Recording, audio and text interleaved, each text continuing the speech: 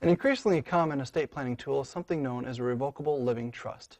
A revocable living trust is simply an agreement that you make with yourself by which you divide yourself into three people from a legal standpoint. The first person you are in this is the grantor. The grantor is the person who creates this trust and transfers assets into it. This transfer is known as funding the trust. The grantor also retains all rights with regard to the existence of this trust and the terms of it, including the right to revoke it entirely.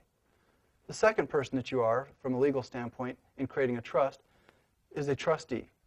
The trustee is the person who controls the assets in this trust, where they're invested, how they're managed, and ultimately paying the bills, and in the end, distributing those assets to the third person in this trust, who is the beneficiary.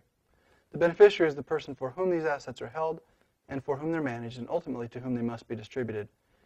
While you're alive and have your mental competency, you wear all three of these hats and control the trust entirely.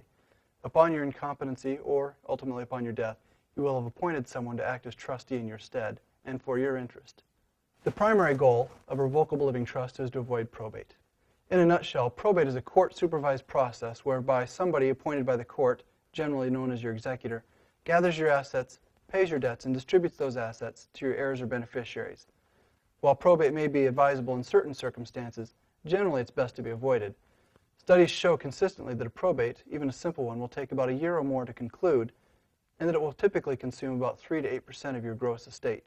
Simple planning with a revocable living trust can avoid this process entirely, because upon your death, you owned nothing. It was owned by the trust, which by definition survives you. If we can assist you by answering questions as to whether a revocable living trust is appropriate for your estate, or if we can assist with any other estate planning needs you might have, we are here to do so without cost or obligation. Please feel free to contact us.